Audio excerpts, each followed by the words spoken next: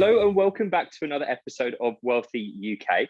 This week I have Luke Graham from Pi Labs, the research lead at Pi Labs and the researcher at Oxford's Future of Real Estate Initiative. It's great to have you here and really looking forward to having a conversation today around the evolution of the property market. But how have things been going for you? Hi, Chris. Yeah, thanks. Great to be here.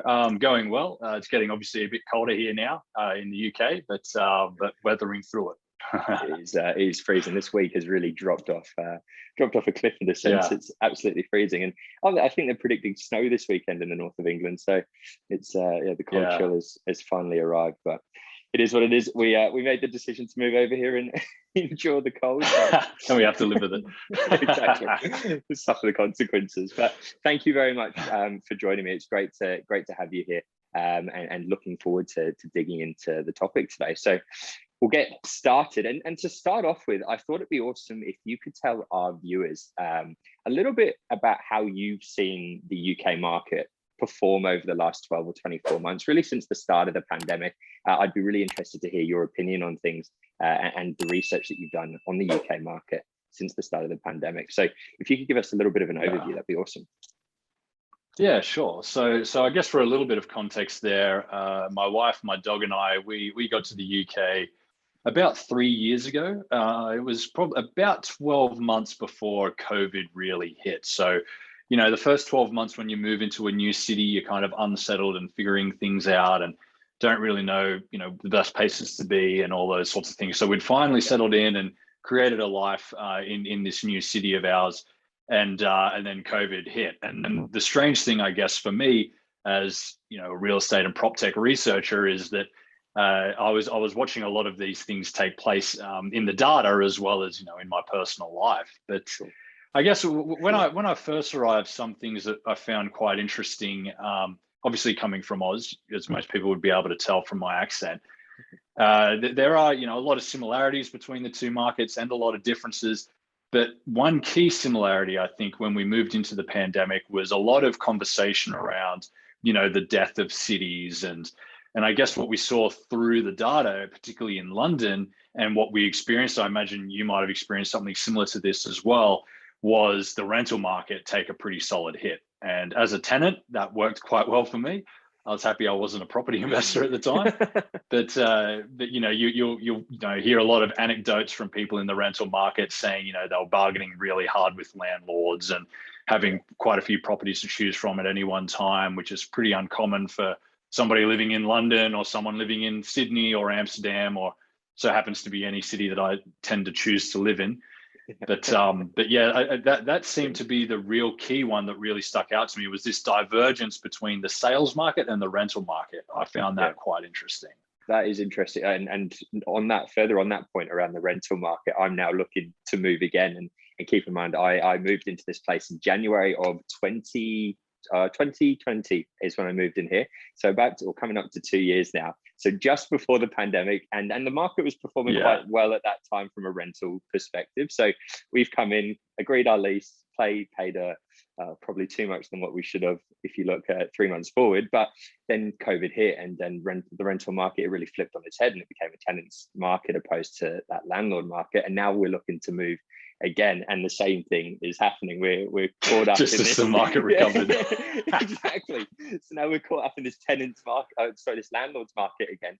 And we've inquired on I think about 7 properties this week, and in the week they've been taken and they're already leased. So it's a tough one in London in particular. Chris, that's very poor timing. Yeah, you're telling me. 6 months ago, Millie and I my partner and I were sitting at the dinner table trying to figure out how can we break our lease so that we could go and take advantage of this market, but there was little way out, unfortunately. But yeah, it's one of those things. Maybe we should consider extending it 6 months and then potentially moving them. But it's like you're saying, on that pandemic. Let's touch wood that doesn't happen, or fingers crossed it doesn't happen.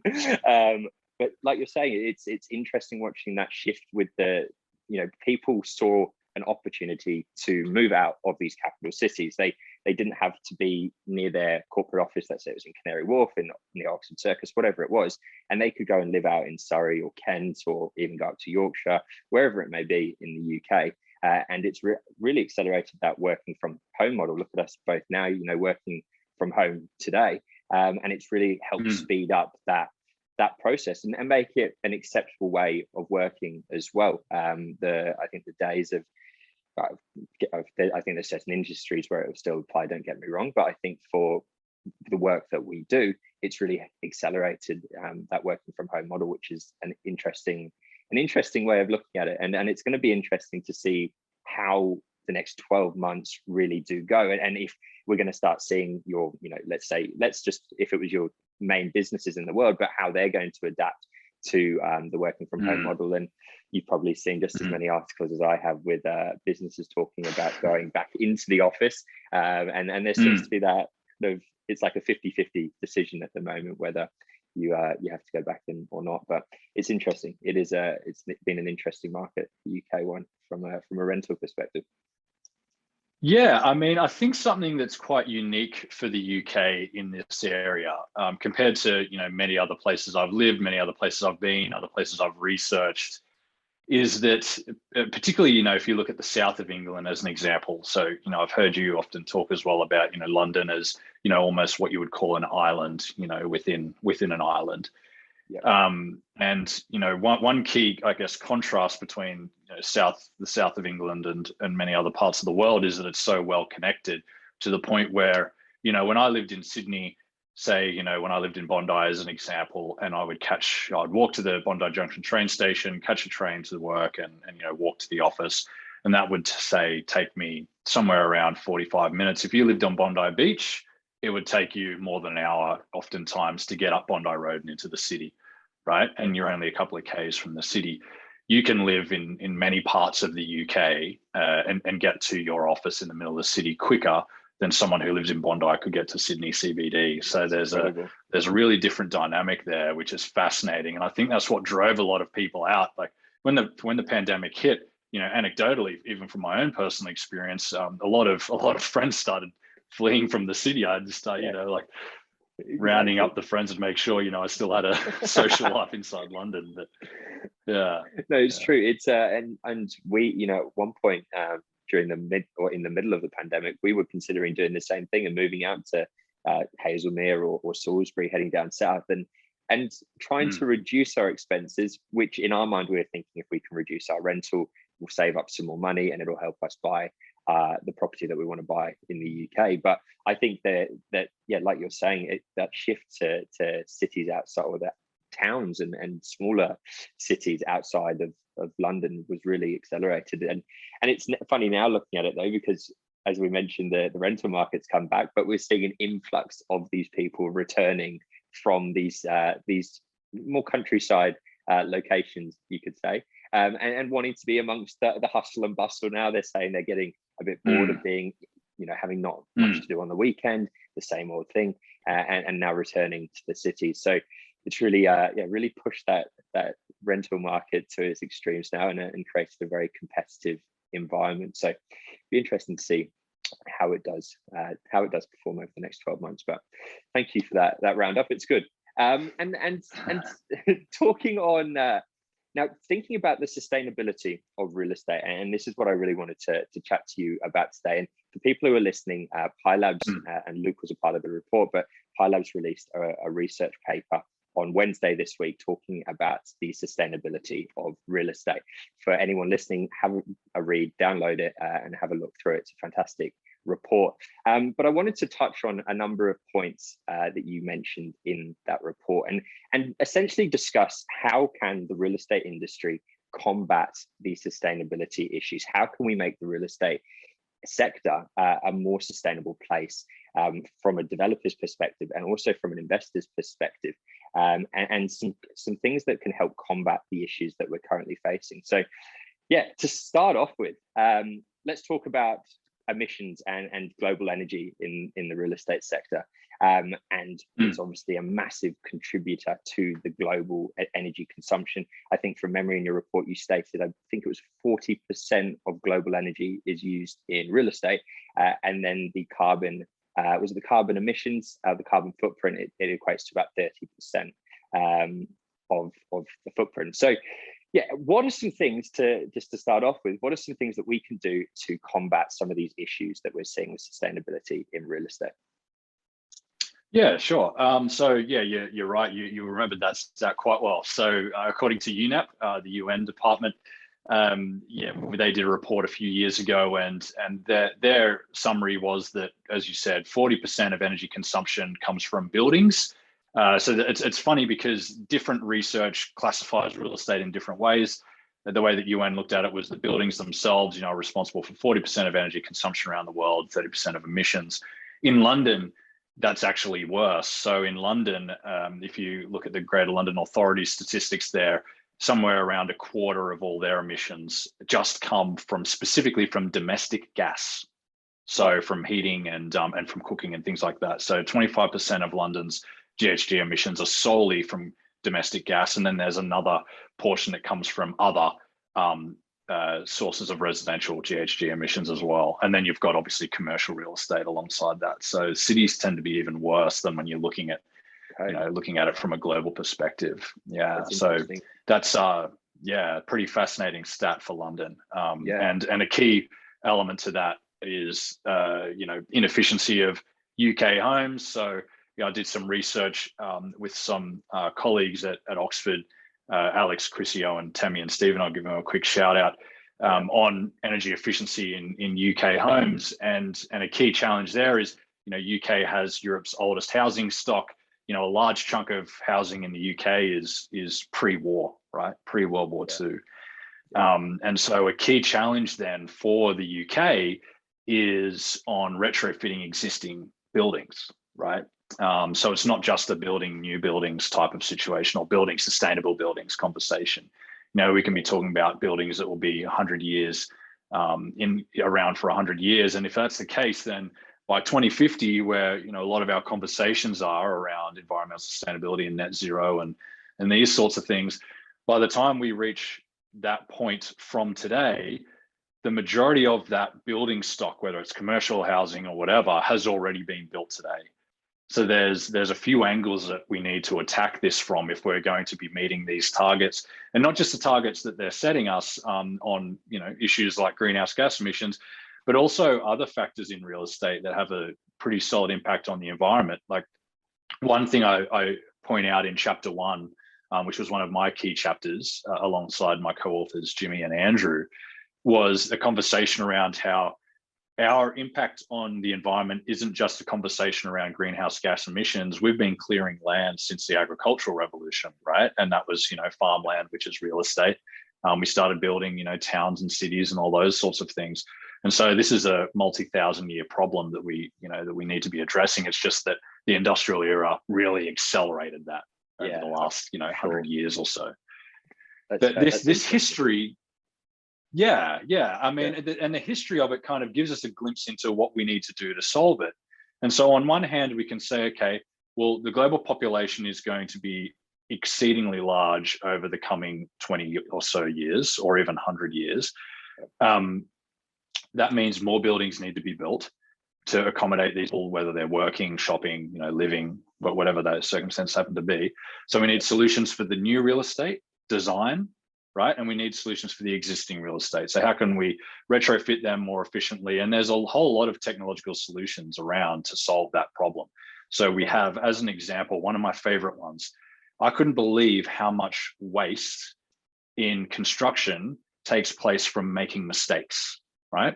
So not building according to plan. And so as a real estate person, historically, I was involved in construction, but not heavily, but I had no idea that, as an example, if you put a concrete pillar in this specific position and you continue construction, and then it comes to the person fitting a door or fitting a window and realizing that pillar's in the wrong spot and needs to be moved, so much work has already been done, months of work has been done before that's been realized, and everything needs to be torn down and thrown out and redone again, rework. Rework happens to be a massive source of waste in construction.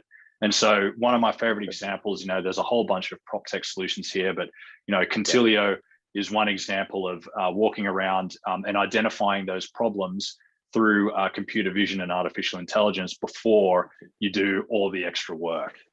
That makes sense. No, that's interesting. And are there a lot of proptech businesses that are, adapting or trying to figure out a way to make these buildings more sustainable in a sense, to, like you're saying, minimize the chance of these issues going on and having to rectify mistakes that are made in the early processes, and saving you time on the back end as well, in terms of a time frame perspective. But are we seeing more prop tech businesses, being created with an ESG really being front of mind for their business model?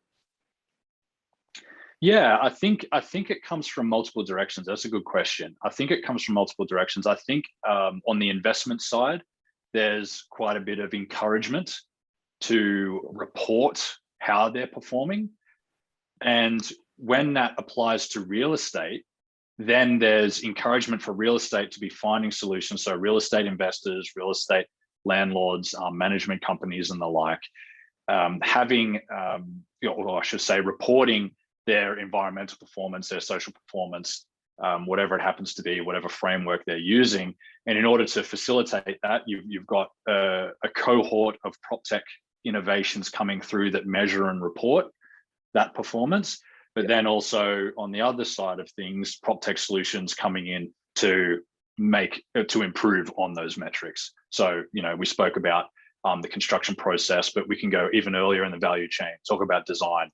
How are buildings being designed to not come into conflict with the natural environment as much? How are existing buildings being, concept of smart buildings being monitored to, one of my favorite examples that Jimmy identified in our research, the lead author on this report, was that there was this building where, I forget off the top of my head now how many houses worth of heating each year, when the air conditioning was also running at the same time. And so that building had been poorly configured to hundreds, if not even thousands of houses worth of energy consumption each year, which was going completely to waste just because they weren't configured properly, which could have been identified through, some kind of smart building technology. Yeah, no, that's interesting. I think there was another key point, or another point worth noting in that report, around the reuse of water or water wastage essentially in a lot of these buildings at the moment as well. And you think about it, if you take an office building just as an example, but think about the amount of water consumption that is used in those buildings on a daily basis, and finding a way that they can recycle that water to make the building more efficient, use less water, have less water wastage, which is obviously another key point worth noting. But I think that's there's, looking at it from and ESG is not my area of expertise, but looking at it from a general perspective, when you think about recycling water within these commercial buildings, it makes a lot of sense. It's it's done on a larger scale. You see a lot of businesses recycling water and reusing their water systems, you could say. But I think there's a lot of commercial buildings that at the moment it just goes down the drain and out into the sewage and away it goes. They're not making it as effective as possible. But it's interesting thinking about these things in terms of your heating, for example. Now looking back at it, and I can, as I say, I'm a culprit probably in some sense, and leaving the house with the heating on, for example, when it doesn't need to be on all the time. But these small little changes that we can do to really benefit the environment and the way in which we live, and turning off the heating when I leave, or making sure the lights are off, for example, the really simple things. And things I remember back, it would have been 2010 in Australia, and they came out with this, or 29 even, the little smart meters that came out, and you put them in your kitchen or on your fridge, and you'd literally turn off a light switch and watch the energy go, or the energy consumption go down, and go and turn on the iron or whatever it was. But just being conscious. I think that's another thing that it comes down to is being conscious with the amount of energy consumption that we are using in our houses as well, on a daily basis. But just another interesting thing worth noting. There was a point you mentioned. Chris. Sorry, you go. Sorry, go ahead. You go. Yeah. No, I was just going to say, what your point that you make, actually, funny enough, I'm not sure if you've been reading my articles or not, but I actually wrote about something quite similar to this a couple of months back now, which I refer to as the value action gap, and which others refer, I can't claim that phrase for myself, but that others refer to the value action gap, which is really fascinating to me. And that's where I think, again, if we gesture to technology, where there's a lot of opportunity, that you yourself are not somebody and I myself am not somebody who's seeking out to do something negative. to our natural environment or anything like that. But implicit, sort of behaviors and habits and things that we follow. There's a really interesting survey that the UK government do multiple times a year, and it's around sustainable behaviors. And the UK, unlike some other countries around the world or in the Western Hemisphere, don't tend to have as a contentious conversation around environmental sustainability. UK is an energy importer, as an example, so there's not as much of an economic issue around it, and all these sorts of things. So it's quite different to how it is back home, where a lot of the Australian economy is dependent on the export of fossil fuel energy. But the fascinating thing in the UK then is that it's not as much or anywhere near as much of a political issue. Somewhere around 80% of the UK population expresses concern about climate change when they're asked, right? And somewhere in the obverse of that are the people who actually have what you would call energy saving behaviors in their home. So there's a large chunk of the UK population who are concerned about their impact on the environment, but don't actually take any action to mitigate it, which I find really fascinating. Yeah, that is interesting. When you mentioned the energy saving solutions, what sort of things are they? Is that things like your solar panels, or having like water tanks, essentially, almost like the Australian approach, but having these things in your garden or your backyard where you're recycling the rainwater that's coming onto the property, for example? But what sort of solutions are we looking at from that perspective? Yep. Yeah, so you have some of the, I guess what you would say the more familiar type approaches. So solar panels and water recycling, things like that are a good example of it. There's one of my favorite, far from technological examples, is that this window right here is a west-facing window, right? And there is a tree just outside my window. In the summer, that tree grows leaves and shelters us from that harsh evening sun, right? The sun sets here at 9:30 in the middle of summer. And so, we don't have the sun blazing into this window in the middle of the night, right? In the middle of summer.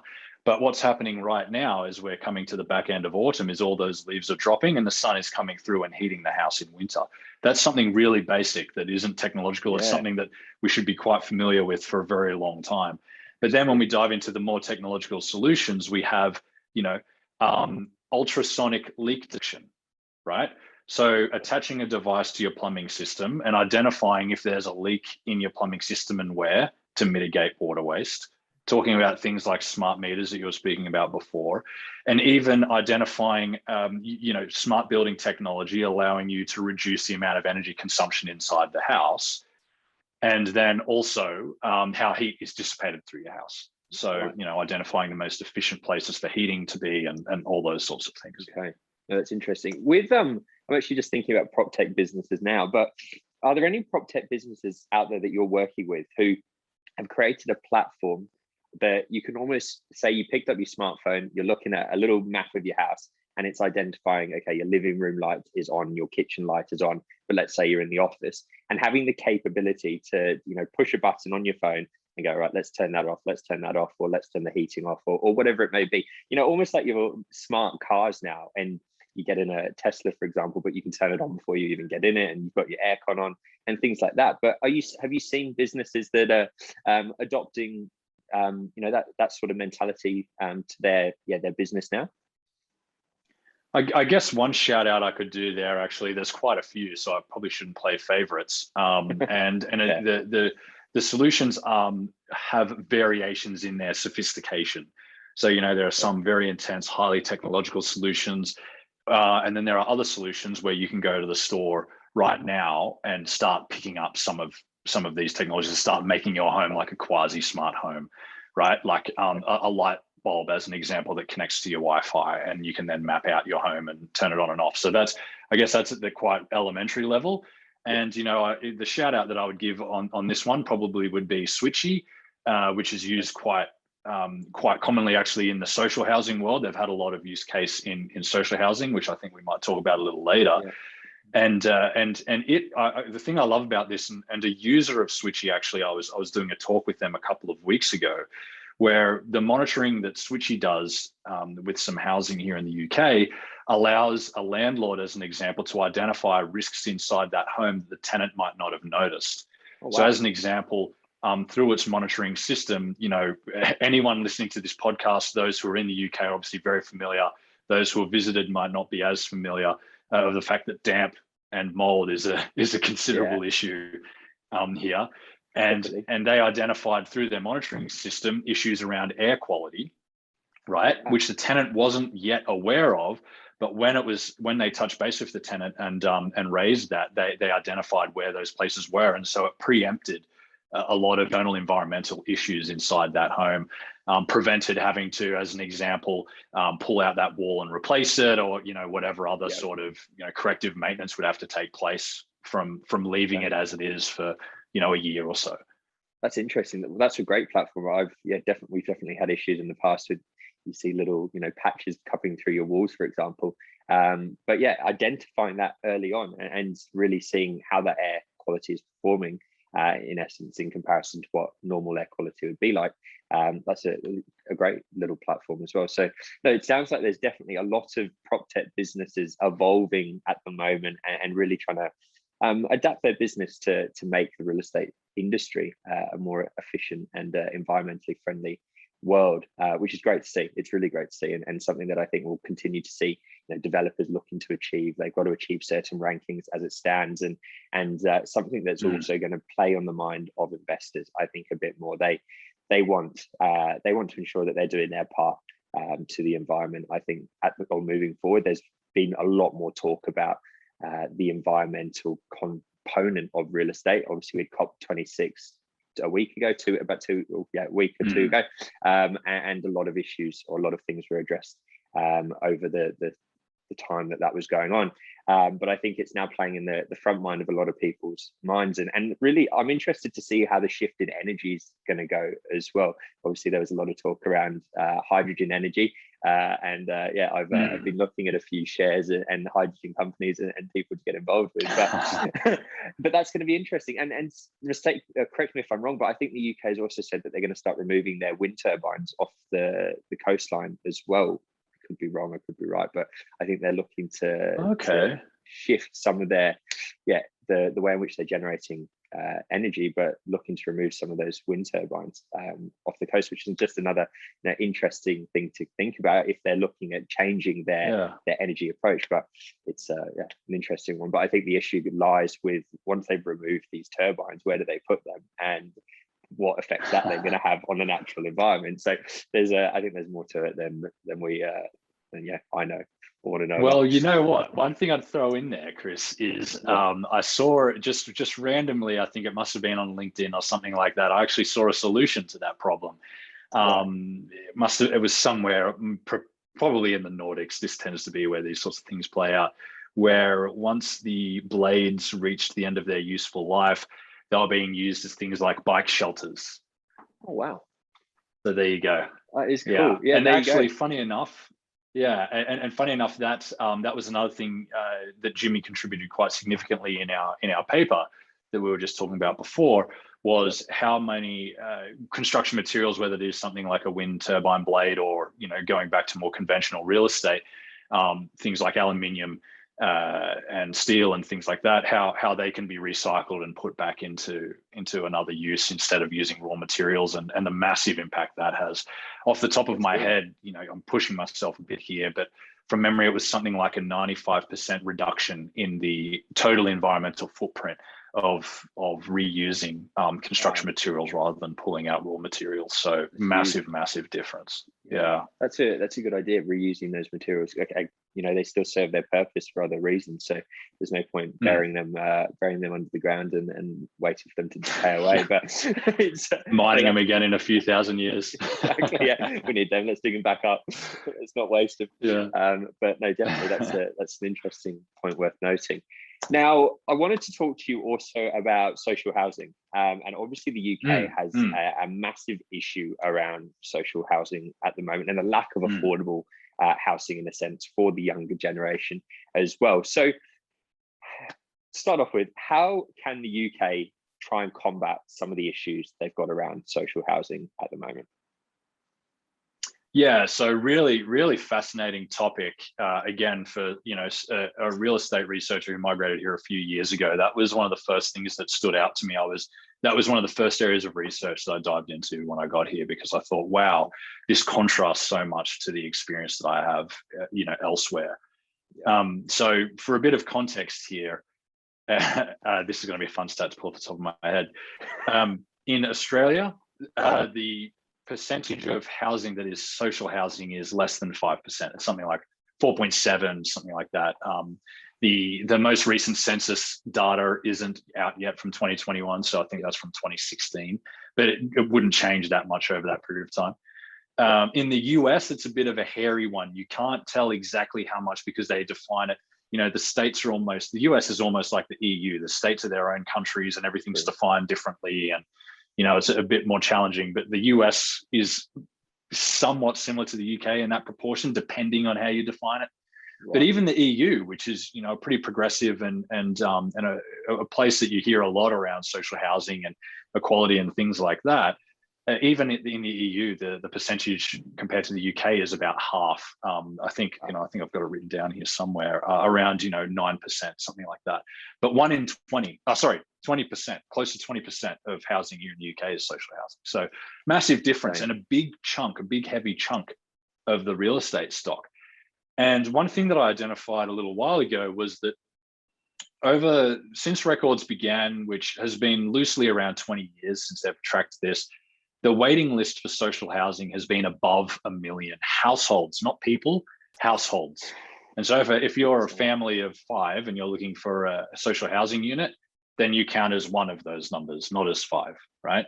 Okay. And so to put that into a bit of context, there are more people on the social housing wait list in the UK than there is social housing in Australia. Wow. So if you emptied all of the social housing in Australia, you couldn't fill it.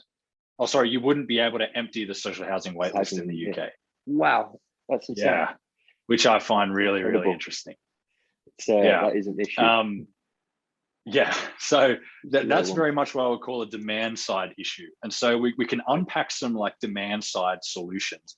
Then you've also got supply side issues. So how can we, build more social housing? How can we make it more efficient? Things like that. So there's, this two-pronged approach to this social housing question. And on the demand side, essentially, we can really break this down to saying, how can we shorten that queue? Yeah. Right.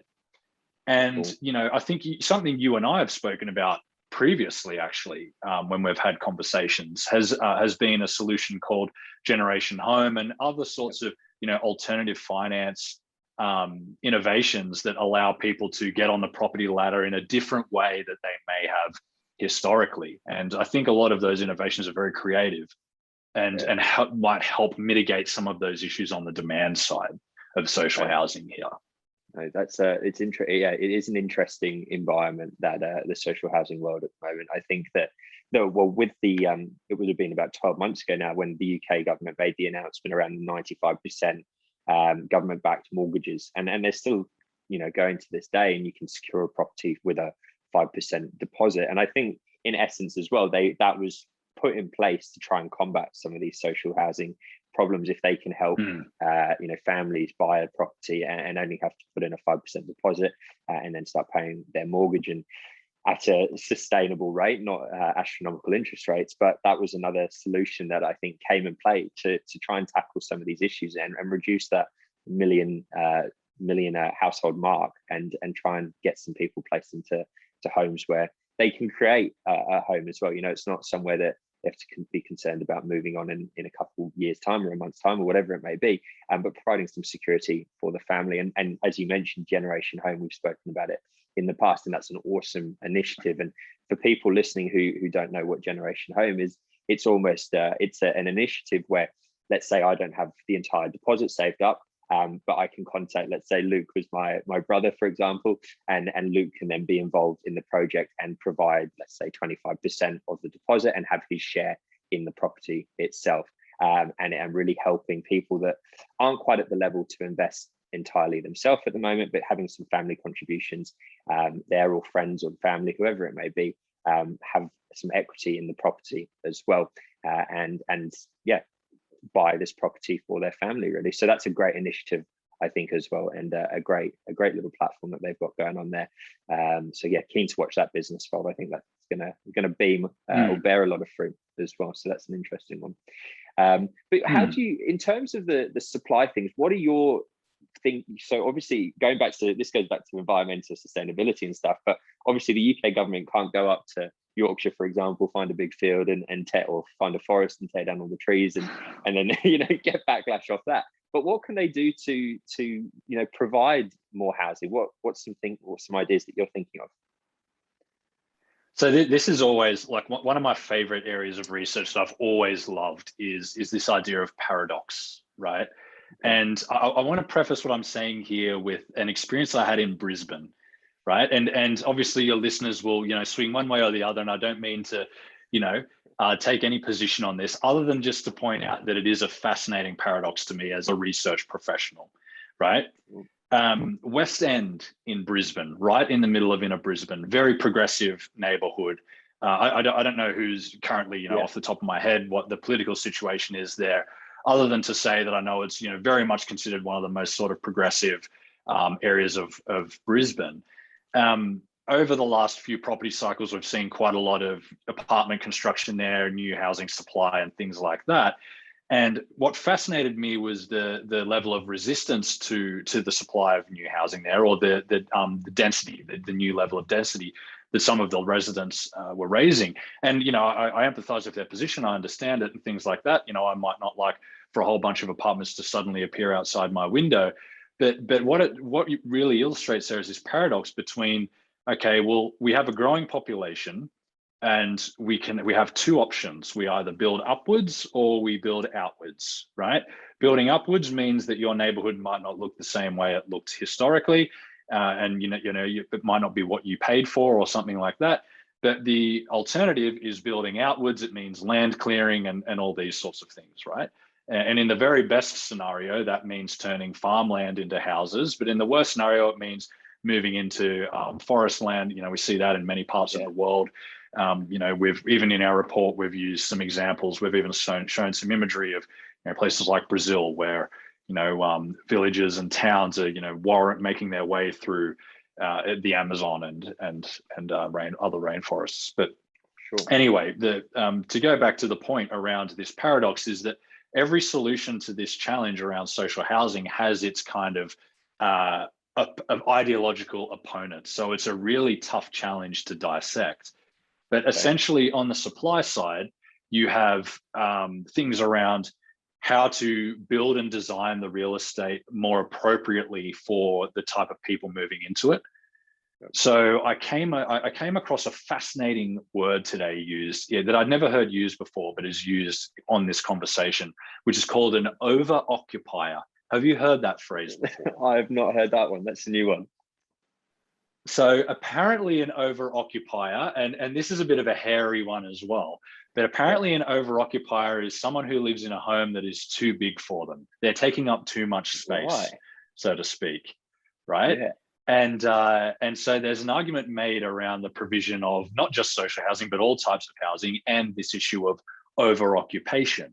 Right. Now, that's a very controversial thing to manage. That would require some pretty authoritative measures in order to accomplish, which I don't think anyone is comfortable with doing. Certainly I'm not. Removing people from their homes and putting them into, a downsized home or something like that.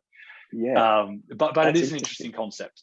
Yeah, definitely. It's now you mention that, it makes you think about, or I'd take the area that I live in London, for example. I'm based in Notting Hill, and if you walk down, let's say, Holland Park Avenue or that Holland Park area, I'd say every third house is currently sitting empty. Every second or third house is currently sitting empty.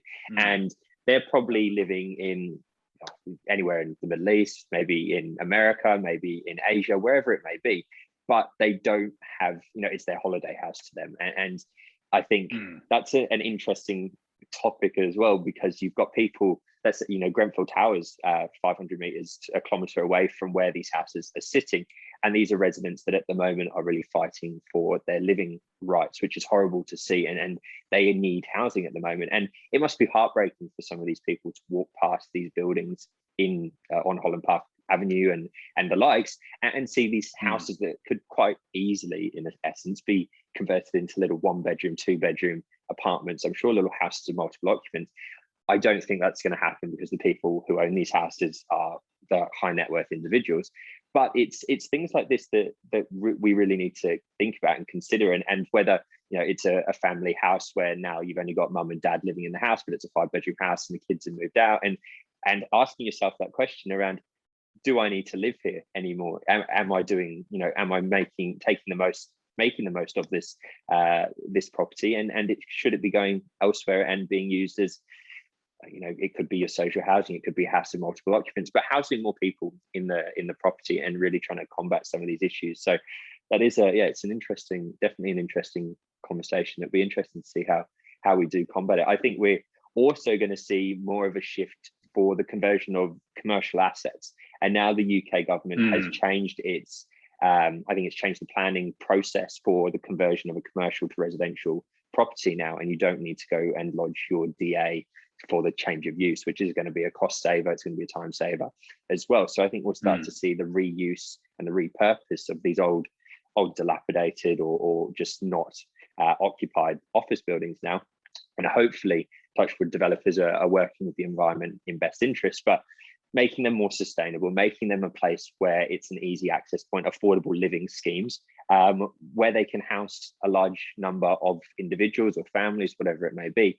But I think that's going to be a great initiative as well. And I think that over the next 12 to 24 months, we'll continue to see more of these commercial assets converted into residential buildings. Highest and best use, Chris. Highest and best use. It makes sense. It makes sense. It's a good opportunity for developers out there. Go find yourself a commercial asset, and you've got the bones of the building there, and really just a refit and modernisation of the building. And before you know it, you've got a fantastic residential opportunity. But that's interesting. Yeah. It's good to know. Now, one of the last questions I want to ask you is, do you have any predictions on how the UK market's going to perform over the next 12 months? What are you thinking is going to happen? Yeah, that's a good one. I think some of the things that I'm keeping an eye on that I'm pretty interested in is something that we touched on a little bit earlier around the future of work, right? So, you know, you mentioned both of us right now are talking from our home offices. I'm usually in the office somewhere between 2 and 3 days a week, maybe 4 at the maximum. What does each company policy look like? Something I'm paying a lot of attention to is the combination of the Great Resignation, what's being referred to as the Great Resignation, people turning over their jobs around about this period of time in COVID, and this concept of working from home, or working remotely, I should say more appropriately, because people aren't necessarily always working from home. We've had a lot of conversations about distractions and issues around, you know, childcare and all this sort of stuff. So these two factors, I think, at play together, I think we'll talk a lot about the sort of trends that we'll start to see in the UK and even beyond over the next year, maybe 2 years, right? As an example, if this great resignation is correlated with a increased requirement to start being back in the office, then how much more demand will we see closer to the cities, right? Or in those comfortable commuter hubs. Now, if the great resignation remains quite consistent, and there's evidence both ways here, then what does it say about, you know, your outer rings and your, you know, commuter cities like, you know, we've spoken about this before. I've heard you talk about this before with, you know, the home counties, the Midlands of the UK, you know, things like that. So there's a very interesting kind of twofold scenario there where, you know, if you're as an example, you know, you're working for Wealthi, say 2 days a week, hypothetically, you go into your office in the city, and you can therefore deal with an hour and a half, say, on the train each way, if you're doing something like 2 days a week in the office. And so I see that. And what's supporting this as well that I would quickly throw into here is a statistic that I've been tracking for quite a number of years internationally, that you've likely worked with quite a lot before, which is price to income ratios, right? So housing affordability, in other words. Yeah. And so London is one of the most unaffordable places in the world to buy a home, but The fascinating thing about the UK is if you move just outside of London, housing affordability skyrockets in a way that it doesn't really so much in somewhere like Sydney. Like you leave Sydney and you go outside Sydney, housing affordability doesn't really improve that much because Sydney has just created price bonanza all around it, right? True. Different to what you see here, I think. Yeah, no, that's a good point. I even meant on that topic or on that point around London, you take somewhere on let's say somewhere in West London, property prices are close to, or median house price, you're looking at around that £1 million mark at the moment. And then if you go out to, let's say, your Slough, for example, which is an up and coming area, there's connectivity there. You're close to Heathrow Airport. You're relatively close to Reading as well. You've got not far from Oxford, and not far from Oxford, yeah. But you look at price points there, and we've got a project available in Slough at the moment, and price points are starting around the 250k mark. But you're really like 30, 40 minutes away from central London, and you've got the tube there, you've got the train there. It's easy to get into central London, but I think you're going to start to see that rippling effect out of London. I say this on every show almost, but the rippling effect out of London, and people pushing into these areas, which in the long run will obviously see some very solid price growth in these areas. But for now, from an affordability standpoint, it's a fantastic opportunity to own some real estate in London, so to speak, have a London postcode, and a lot more of an accessible point in comparison to what we've seen really in London. So yeah, it's an interesting one. It's an interesting one, and it even ties back to your point around West End, for example. And when I was working in commercial real estate many moons ago, it feels now, but one of my main patches was West End, and look, it literally went from nothing overnight, and then a week later you go down and there was about 2,500 apartments being lodged for DAs at the time, and it was mental. But then, as you mentioned, you're getting backlash from the residents, and I don't know how much I can say from this story, but we had a site on the river at West End, and it was a massive it was about 3,500 square meter site, so relatively large for what you're looking at. I know the site. Yeah, and and it was owned by an offshore, or it was purchased, sorry, by an offshore development group. They lodged an awesome DA. It had feature walls outside, really trying to incorporate the natural environment. And they got rejected from the council because they received complaints from residents in the area saying that they didn't want this there. They didn't believe in it. They were all against it in a sense. And we found a tenant for that site who could occupy it for 12 to 24 months to help with the developer and their DA process. Anyway, that tenant came in and said, you know what, we can go and speak to the council for you. We can go and speak to the residents for you because we're a major player in the area. And they moved in for 12 months. They helped attain a DA, which has now been approved, I believe. But really, the power of these little organisations within these areas can really help with some of these developers and their DAs at the moment. But it's that was just a point I was thinking of on West End. But it's an interesting market back in Australia, in Brisbane in particular. Chris, it sounds like you guys need Built ID, the community consultation platform. I think so. They do. I've removed myself from that now. I should say. Awesome. Last question that we like to wrap up on the show is, what does a wealthy life mean to you? So I think if I was answering a question like that a few years ago, I would emphasize a lot around freedom.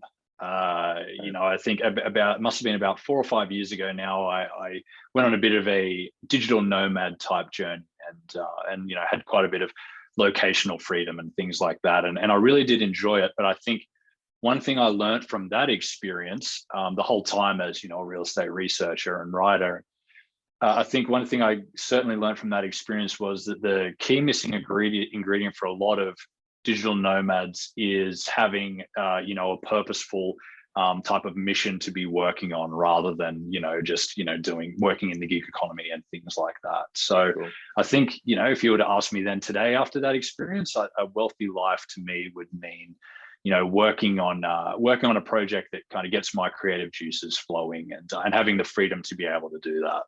Oh, that's great. I think that's I think for me very similar. It's having that freedom to live the life that you'd like to live. It's not essentially living a life to get your fancy car, getting your mansion house, whatever it is, but living that life so you can live an enjoyable and have that freedom in life. I think that's important. So no, brilliant. Well, thank you very much for joining me on the show today. It's been awesome to chat to you. I think there's been lots of great points that have been discussed, and hopefully for all you viewers out there who have listened and tuned in today, you've got some value out of the discussion. Lou, it's been awesome to have you here. Thank you once again, mate. And we'll have to get you on again in the future and run through some more predictions, see how the market does shape over the next 6 to 12 months, and get another recap from you. But thank you once again, mate. Really appreciate it. Yeah, thanks, Chris. It's been real good fun. Cheers. No problem. And for anyone who has tuned in today, please don't forget to like, comment, and subscribe, and we'll get back to all your comments. But we hope you enjoy, and thank you very much. We'll speak soon.